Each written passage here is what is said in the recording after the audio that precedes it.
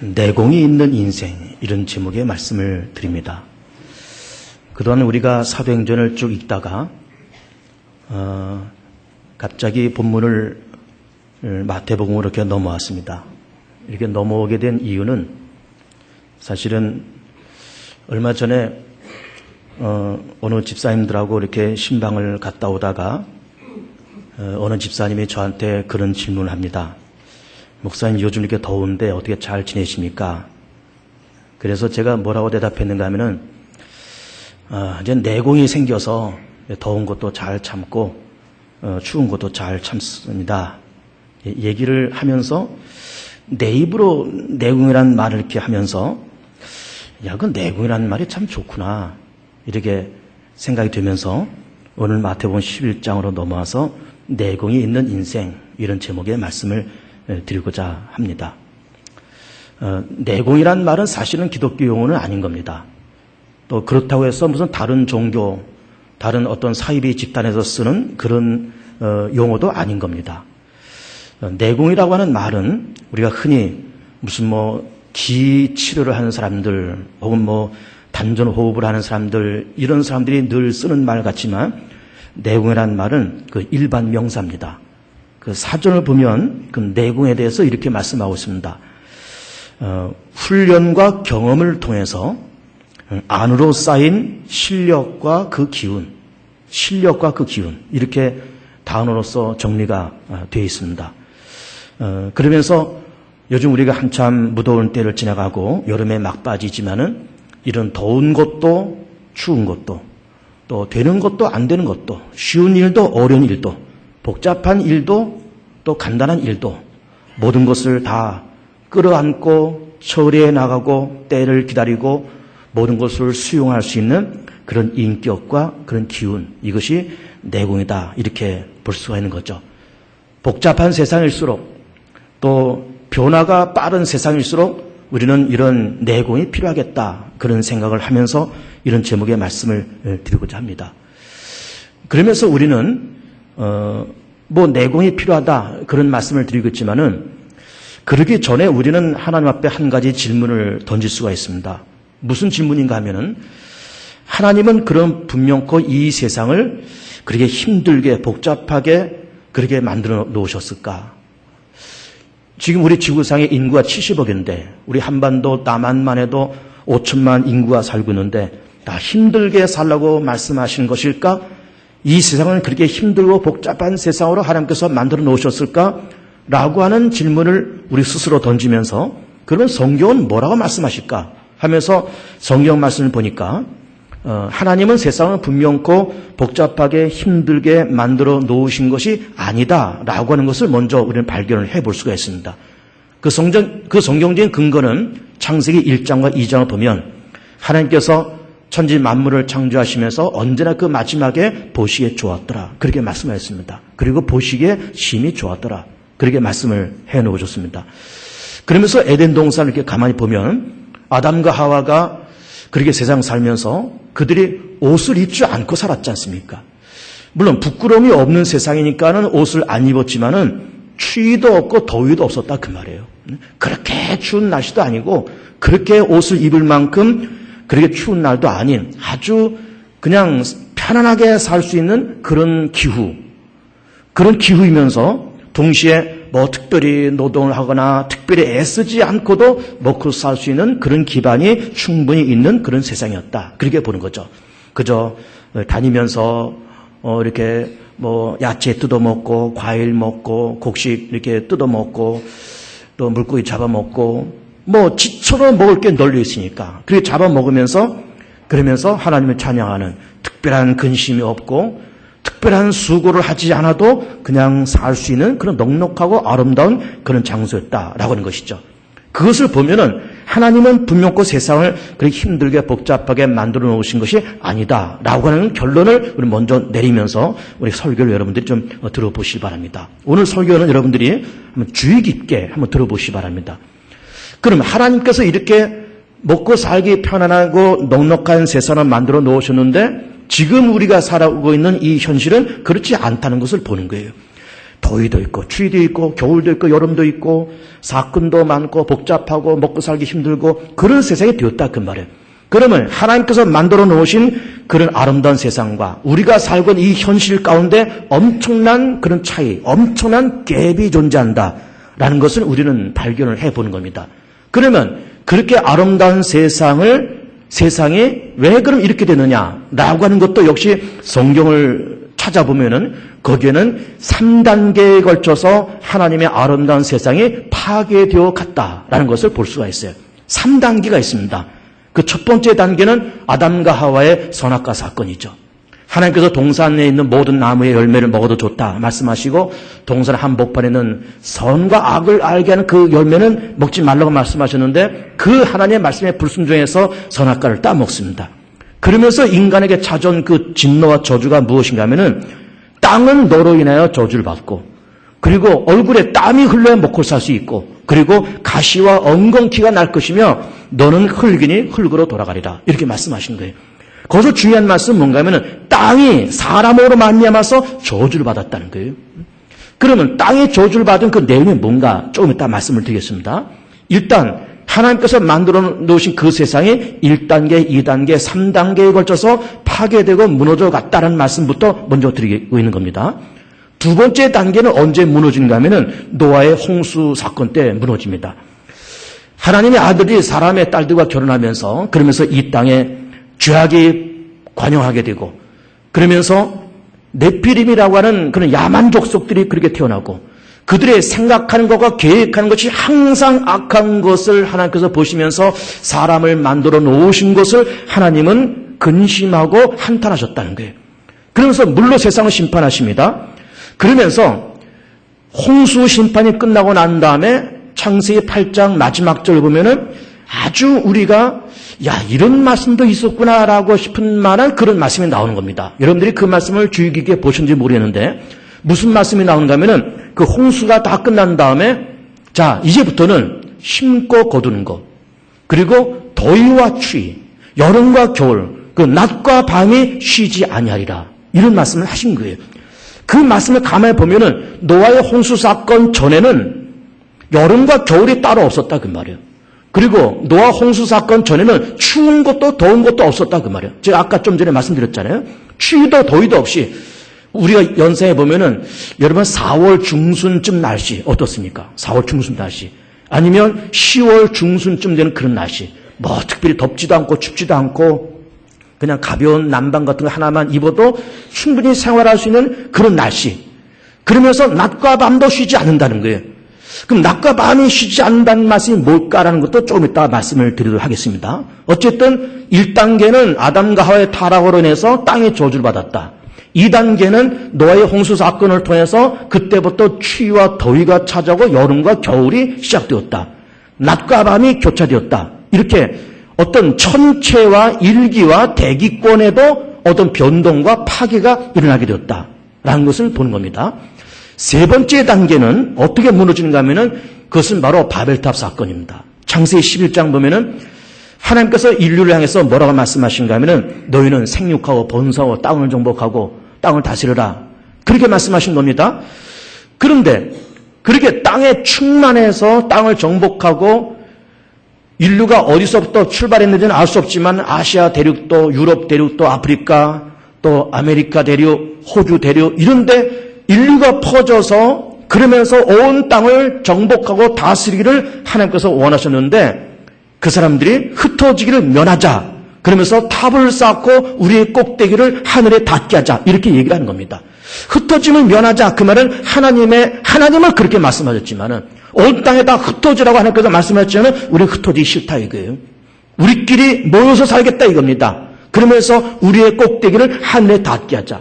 하늘에 닿게 하자는 이 말이 뭘까요? 하나님의 권위에 도전하고 하나님께서 그렇게 말씀하실지라도 우리는 우리의 뜻대로 사겠다는 겁니다. 그럼 그 탑을 쌓고 꼭대기를 하늘에 닿게 하면서 그렇게 얘기를 하는 겁니다. 그랬을 때 하나님께서 어떻게 진노하시는가 하면은 이들이 하는 것을 앞으로 내가 막을 수가 없겠구나. 그러면서 그들의 언어를 혼잡시키는 겁니다. 그 바벨이라는 말의 뜻은 혼잡이라는 말이죠. 그러니까 이 바벨탑 사건도 창세기 11장에 나오는데 창세기 11장 전에 그 창세기 10장까지는 인류가 언어도 하나였다 이 말이에요.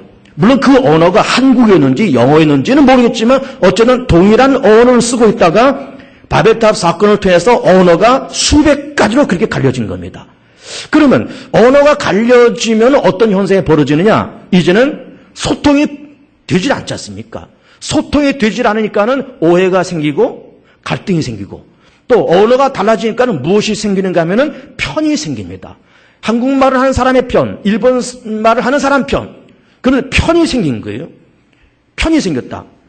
우익이 생기고 좌익이 생기고 보수가 생기고 진보가 생기고 여당이 생기고 야당이 생기고 네 편이 생기고 내 편이 생기고 그러면서 서로 편이 생기는 일이 발생됐다 그 말이에요. 그러니까는 제가 지금 드리는 설교는 하나님께서 분명히 세상을 그렇게 야박스럽게 먹고 살기 힘들게 만드시고 복잡하게 만드시고 그런 것이 아니다 라고 하는 것을 전제로 말씀을 드리면서 그런데 그 하나님의 세계가 1단계, 2단계, 3단계에 걸쳐서 파괴되어 갔다. 이런 말씀을 지금 드리고 있는 겁니다. 그러면서 그럼 1단계 파괴, 2단계 파괴, 3단계 파괴를 통해서 실질적으로 어떤 사건이 이 땅에 벌어졌는가라고 하는 것을 자세히 말씀을 드려보겠습니다. 자, 첫 번째 단계를 한번 우리가 다시 돌아갑니다. 아담과의 선악과 사건이잖아요. 그러면서 땅은 너로 인해서 저주받았다. 그리고 얼굴에 땀이 흘러야 먹고 살 수 있다. 그럴지라도 가시와 엉겅퀴가 나고 너희들은 흙이니 흙으로 돌아가리라. 이런 말씀을 하시고 있는 겁니다. 자, 땅이 너로 인하여 저주를 받았다는 말이 뭘까? 가시와 엉겅퀴가 난다는 말이 뭘까? 그것은 이런 겁니다. 수고하고 애쓴 것만큼 소득이 나오지 않는다 이 말이에요. 애썼지만 수고를 했지만 그만큼 투자를 했지만 나오는 소득은 그렇지 않더라 이 말이에요. 예를 들면은 어떤 분이 이제 명퇴를 해서 이제는 퇴직금을 받았습니다. 그래서는 이제 뭐 50, 60대 가지고 어디 뭐 남의 밑에 들어가서 뭐 월급쟁이 하기도 그것도 마땅치가 않고 그렇다고 해서 뭐 특별한 기술이 있는 것도 아니고 그렇다고 그 나이에 3D 업종에 들어가서 일을 할 수도 없는 것이고 그래가지고 뭐 어디 해볼 것 없나 해서 여기저기 이렇게 하다가 어떤 프랜차이즈 사업을 해가지고 시작을 하는 거예요. 퇴직금 다 털어서 해서 이게 1년, 2년 지나가면서 잘 되면 좋겠는데 이게 뭐 한 2달 만에 홀라당 들어먹고 석 달 만에 홀라당 들어먹고 이런 일이 비일비재하게 일어나는 거예요. 여러분 치킨집과 피자집 아주 그 대표적인 프랜차이즈 사업 아닙니까? 그거 하려고 그러면 뭐 적게는 수천만 원, 많게는 1억, 2억 돈을 들여야 가게 얻어야 되고 인터넷 해야 되고 뭐 물건 사야 되고 종업원들 구해야 되고 그러려면 1억 이상 후딱 들어가는 겁니다. 그렇게 하는데 그렇게 피자집, 치킨집을 내가지고 80%가 2달 안에 문을 닫는다는 거예요. 지금 우리나라의 현실이 그렇다는 겁니다. 자, 그런 일이 벌어지면서 2달 안에 그럼 그 말은 뭔가 하면 2달 만에 1억 후딱 까먹고 2달 만에 2억 후딱 까먹고 그런 일이 벌어지더라 그 말이에요. 왜 그러냐? 땅이 저주를 받으니까. 가시와 엉겅퀴가 나니까. 우리나라가 2005년, 2006년까지만 해도 부동산 값이 끊임없이 올라갔습니다. 특별히 강남에 있는 아파트들은 1년에 뭐 몇 퍼센트, 한 10% 이상씩 집값이 올랐습니다. 그래가지고 너나 할 것 없이 무리하게 대출을 받아가지고 집들을 샀습니다. 특별히 강남에다가 집을 샀어요. 왜 그러냐면 은행 대출 얻어가지고 붙는 이자보다도 집 사가지고 집값 오르는 그 이율이 더 좋으니까 무리하게 대출 받아가지고 집들 여기저기 사놨는데 2005년, 2006년 지나가면서 부동산 경기가 멈추고 오히려 집값이 떨어지는 거예요. 떨어지다 보니까 이거 무리하게 대출 받은 거 원금 갚기도 힘들고 이자 갚기도 힘들고 집을 팔려고 내놨는데 팔리지도 않고 그래가지고 이른바 하우스 푸어라는 사람들이 생기는 거예요. 하우스 푸어. 집은 있지만은 가난뱅이다 이거예요. 집은 있지만. 그런 사람들이 우리나라에 비일비재하게 많은 거예요. 내가 애써서 은행 이자까지 끌어들여가지고 은행 돈까지 끌어들여가지고 그렇게 했는데 이게 그만큼 내가 나오질 않는 거예요. 왜 그러냐? 땅이 저주를 받으니까. 땅이 저주 받으니까. 자, 요즘 그 기획 부동산들이 있지 않습니까? 기획 부동산에서 뭐 전라도, 강원도 아주 벽지에 사람 발자국도 한번 디딘 적도 없는 그런 땅들 뭐 한 평에 뭐 1,000원이나 할까 2,000원이나 할까 그런 땅들을 업자들이 이걸 수천 평 사가지고 이걸 바둑판처럼 쪼개가지고 이거를 무차별로 전화해서 이 땅들 파는 거예요. 한 평에 1,000원씩 사가지고는 이거를 10만 원, 20만 원, 30만 원씩 파는 거예요. 막 그래가지고 막 광고를 때리죠. 이제 조만간 여기에 이제 골프장이 들어오고 여기에 리조트가 들어오고 뭐 여기 2차선 도로, 3차선, 4차선 도로가 들어오고 그리고 여기 2, 3년 만에 뭐 집값이 확 뛸 거고 땅값이 뛸 거고 그러다가 요즘 재테크가 만만치가 않으니까 재테크 할 만한 것이 변변치 않으니까 이거 뭐 몇 년 만에 뛴다 그러니까는 홀라당 그걸 사버리네. 그래가지고 소리만 가지고 달랑 샀는데 실제로 가보니까 강원도 산골짜기에 사람 발자국도 한 번 디딘 적이 없는 뭐 2, 3년 만에 개발이 되는 건 고사하고 2, 300년이 지나도 될까 말까 그런 땅 그냥 막 절벽에 막 바위 투성이에 길도 없는 그런 땅 여러분 그런 땅을 뭐라 그런가 하면은 전문용어로 맹지라 그래요. 맹지 전혀 쓸모없는 기도도 없는 그런 땅을 이제 사기도 하고 팔기도 하고 그렇게 하는 거예요. 그러면서 이제 좀 그런 데 투자해서 2, 3년 만에 다시 되팔면 뭐 몇 프로가 남는다라는 생각을 가지고 그렇게 해봤지만은 그렇게 엉뚱한 땅 사가지고 고생하는 가정들이 얼마나 많습니까? 이런 일이 지금 우리 한반도 안에 부지기로 일어나고 있는 사건이에요. 왜 그러냐? 땅이 저주를 받으니까 내가 돈을 들여서 땅을 사도 집을 사도 내가 돈을 투자해서 새로운 프랜차이즈 사업을 해보려고 그러지만은 땅이 도와주지 않습니다. 돈이 나를 도와주지 않아요. 왜 그러냐? 땅은 너로 인하여 저주를 받았기 때문에. 그렇다라 그 말이에요.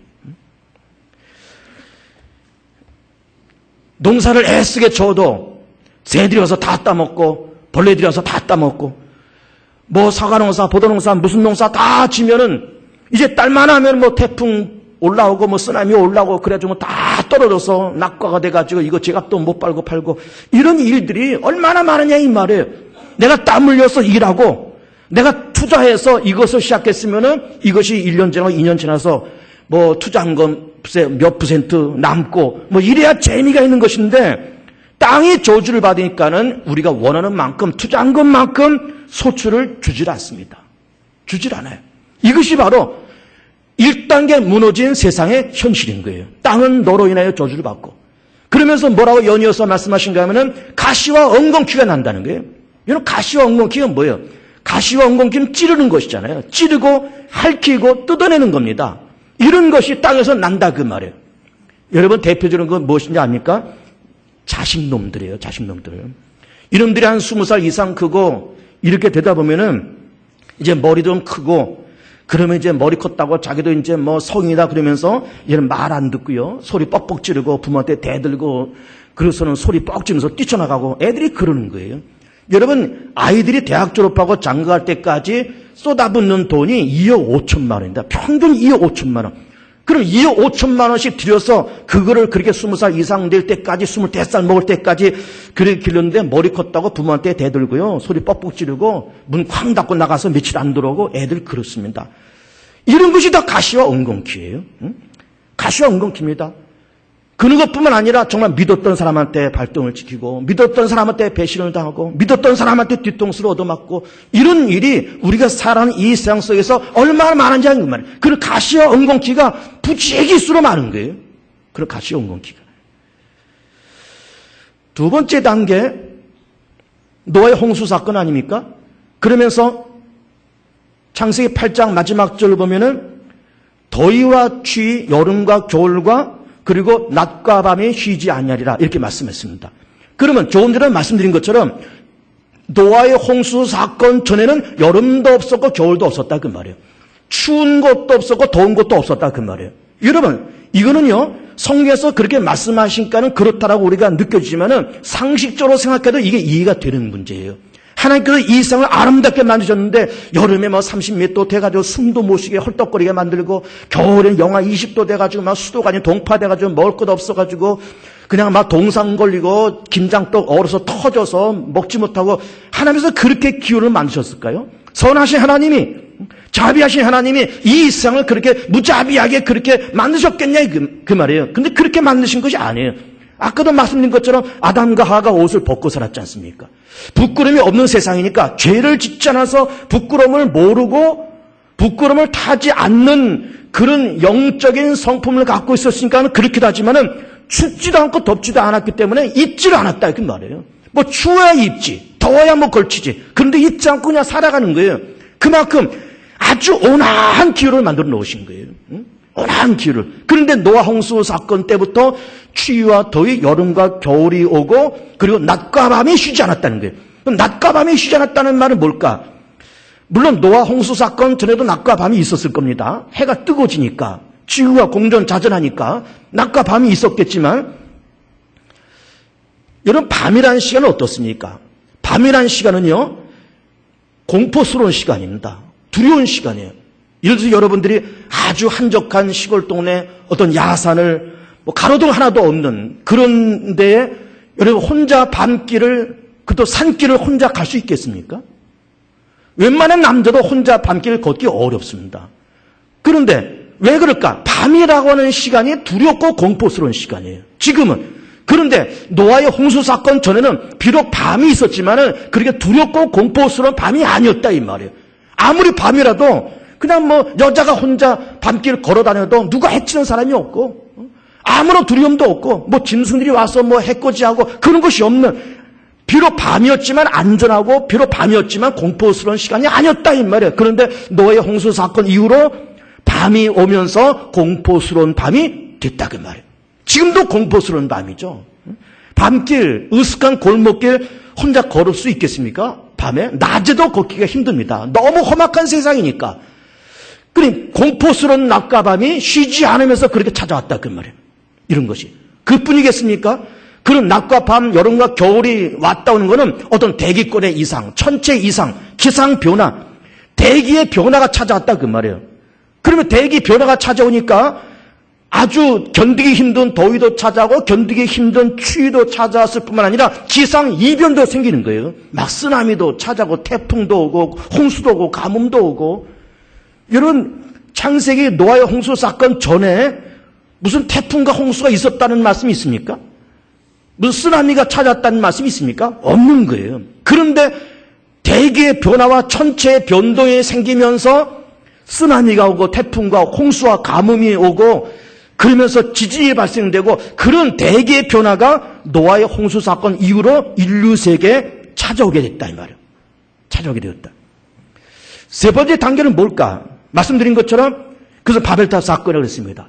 언어가 그전까지만 해도 하나였는데 이 언어가 수백 가지로 그렇게 퍼지면서 대화가 안 됩니다. 대화가 안 된다는 말은 뭘까? 소통이 안 되는 거예요.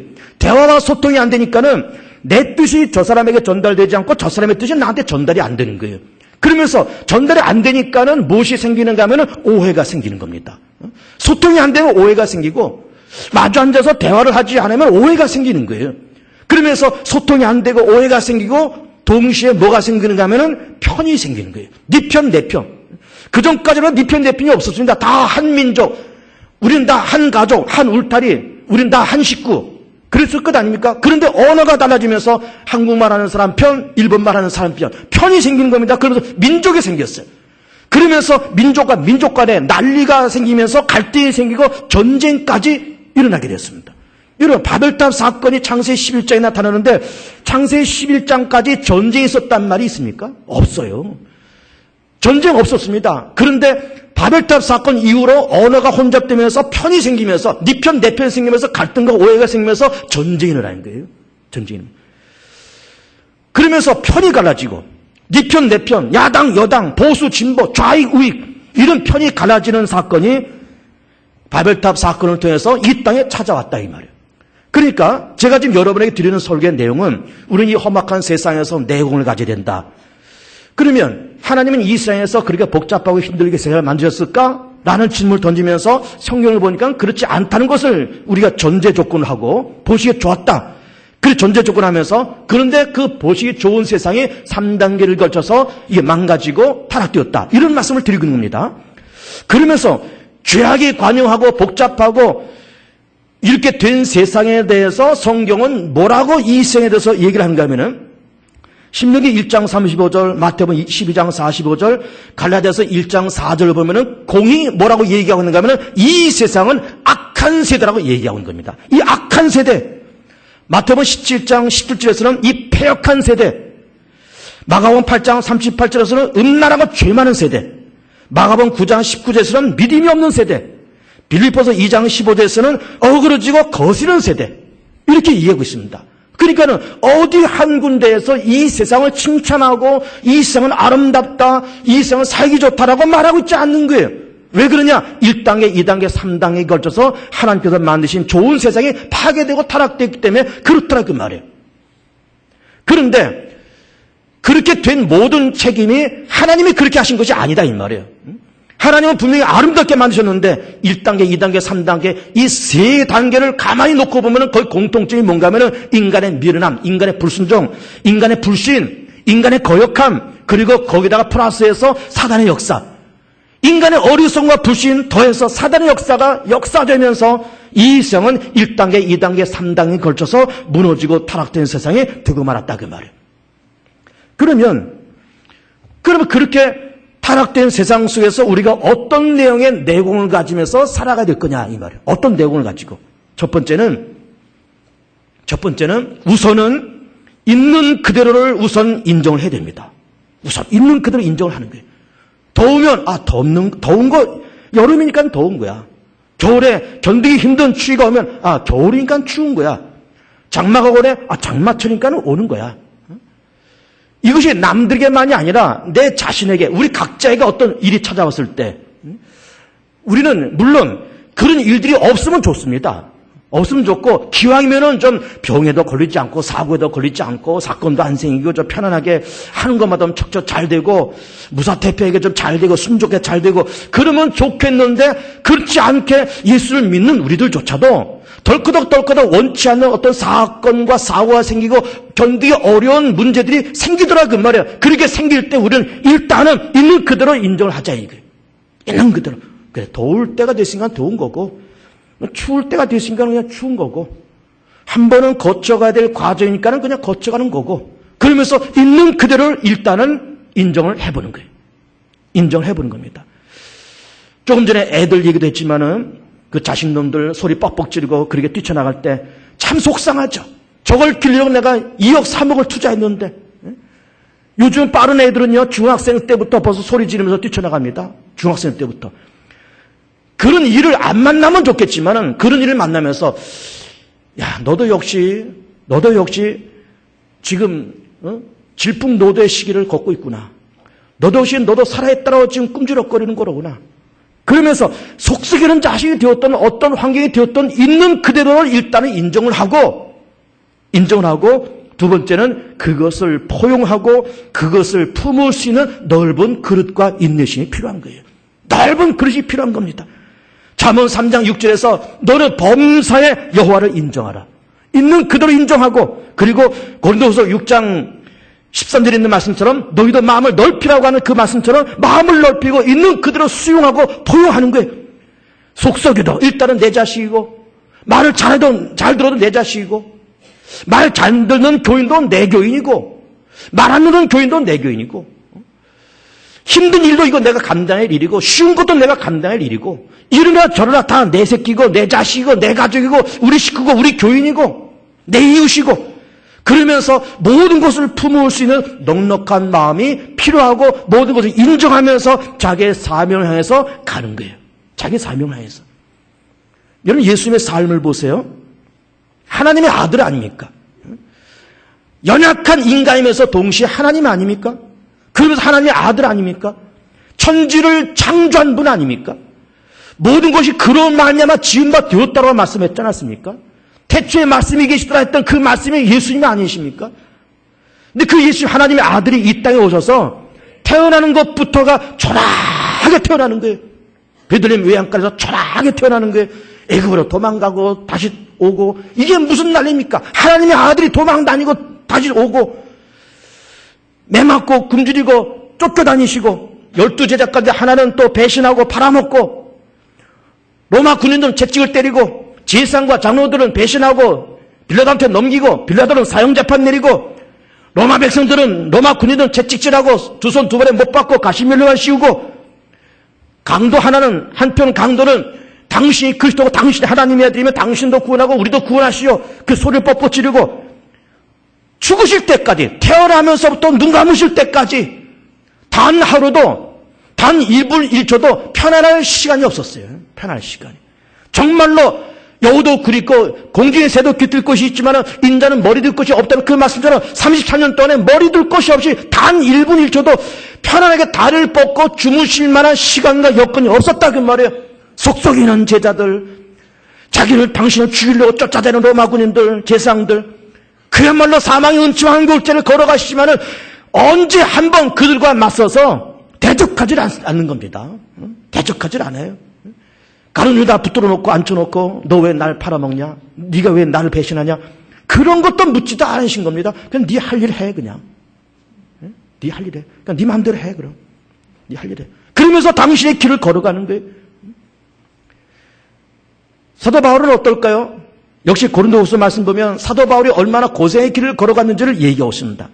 40에 하나 가만매를 5번 맞고 태장을 3번 맞고 먹지 못하고 자지 못하고 파손당해서 일주일 동안 표류하고 동족의 위험, 이방인의 위험, 들의 위험, 광야의 위험 그런 걸 다 감당하면서 오직 복음을 전하면서 그러면서 그것이 자기가 할 일이고 부득불 할 일이고 이걸 하지 않으면 내가 화가 임할 것 같아서 절박한 마음을 가지고 자기를 핍박하고 어려운 환경이 있지만 어려운 환경을 버리지 않고 어려운 환경을 부인하지 않고 어려운 환경을 피하지 않고 다 끌어안고 이것도 내가 감당해야 할 목, 내가 감당해야 될 십자가, 내가 가야 할 길, 어쩔 수 없이 한 번은 가야 할 길 그러면서 끌어안고 그냥 가는 거예요. 끌어안고. 이것이 바로 내공인 겁니다. 끌어안고 가는 거예요. 끌어안고 가는 거예요. 성경에서는 뭐라고 말씀하십니까? 원수도 사랑하라는 거예요. 너를 핍박한 자를 위해서 기도까지 하라는 겁니다. 하나님의 배포는 그만큼 크신 분이에요. 나를 찬성하는 사람도 나를 핍박하는 사람도 내게 동의하는 사람도 내게 반대하는 사람도 다 끌어안고 아픔이 있지만 힘들지만 고통스럽지만 내려놓고 싶지만 그러나 다 끌어안고 가는 이것이 바로 내공인 겁니다. 이것이 자식도 끌어안고 속썩이고 말썽 부르는 신랑도 끌어안고 그러고 가는 거예요. 그러고 가는 겁니다. 지금 당장 끝내면 속이 시원할 것 같지만 그러나 그래도 끌어안고 가는 거예요. 그러면서 세 번째는 그래도 어떤 어려움이 찾아왔을 때 내공이라는 말씀 좀 드리고 있지만은 그 원인도 우리가 살펴볼 필요가 있는 겁니다. 원인은 항상 두 가지로 있습니다. 첫째는 우리의 어리석음, 우리의 죄, 우리의 실수, 우리의 불신, 우리의 불순종. 그리고 두 번째는 사단의 역사. 그러면 가만히 우리의 삶을 점검해 보면서 내가 좀 실수를 했구나. 내가 좀 요즘 불순종했지. 내가 요즘 믿음이 떨어졌었지. 그러면 자기의 죄를 끌어안고 예수 앞에 나가서 우리의 죄를 자복하고 내가 이렇게 실수했고 내가 이렇게 잘못했고 내가 불순종하고 내가 믿음 생활 잘못했다고 내가 자복하고 그리고 사단의 역사가 그곳에 있다 그러면은 승리하시고 부활하신 예수 그리스도의 이름으로 그 악한 마귀는 물리치면서 나사의 수임으로 사단은 떠나갈지어다. 그러면서 악한 마귀는 물리치면서 그렇게 나아가야 되는 거예요. 그리고 마지막 네 번째로는 내다봄입니다. 내다봄. 소망이라는 말을 하고 싶지만은 소망이라는 말보다도 더 현실적인 말은 내다봄. 뭘 내다볼까? 지금은 내가 이렇게 힘들고 고통스러운 짐을 가지고 내가 이렇게 살아가고 있지만은 오늘 본문의 말씀처럼 수고하고 무거운 짐을 지면서 그렇게 살고 있지만 예수 앞에 나아가면서 평안함과 안식을 얻을 거라고 하는 것을 내다봄. 지금은 아이들이 소리 뻑뻑 지면서 내 집을 뛰쳐나가고 부모 마음에 못질하고 가시와 엉겅퀴 노릇을 하는 그런 자식일지라도 어쨌든 내가 참고 끌어안고 내가 기다려주면서 1년 기다리고 2년 기도하고 10년 기도하면서 언젠가는 저 녀석이 부모의 마음을 깨닫고 언젠가는 재구실을 하고 언젠가는 밥벌이 할 때가 있겠지 하면서 그때는 내다보는 것. 예수님도 그런 분이 아니었습니까? 말씀드린 것처럼 태어나시면서부터 십자가에서 죽으실 때까지 머리 두 곳이 없이 그렇게 살아오셨지만은 그러나 그런 고통의 십자가를 담당하시고 죽으시면서 부활하시면서 그러면서 복음이 예루살렘 온 유대 사마리아 땅까지 복음이 증거하고 당신은 그렇게 십자가에서 아픔 속에 돌아가시지만은 다시 부활해서 모든 인류가 나 예수를 통해서 죄산 받고 구원받아서 하나님의 자녀가 되어서 저들이 나 때문에 영혼이 잘 되고 범사가 잘 되면서 하나님의 자녀가 되면서 죽어서도 천국 가고 부활의 세계를 들어갈 것을 내다보시면서 십자가의 아픔을 참으셨던 거예요. 바울도 마찬가지. 아까 말씀드린 것처럼 태장을 3번 맞고 50에 가만매 5번 맞고 그런 고생고생을 해나가면서 그걸 피하고 싶었겠죠. 내가 이거 안 하면 뭐 어디 가서 밥 먹을 데가 없는가? 그러면서 버리고 싶고 내가 안 해도 누군가 다 할 수 있지 않는가? 그렇게 생각할 수 있겠지만 그런 아픔과 고통을 지나가면서 그럼 내가 전한 예수가 이제는 예루살렘에 온 유대와 사마리아 땅까지서 복음의 증거되고 그 예수 이름을 통해서 만 백성이 구원받을 그 세계를 내다보면서 낙심하지 아니하고 자기의 달려갈 길을 자기의 사명을 완수했던 거예요. 완수했던 겁니다. 내다보는 겁니다. 내다보는 겁니다.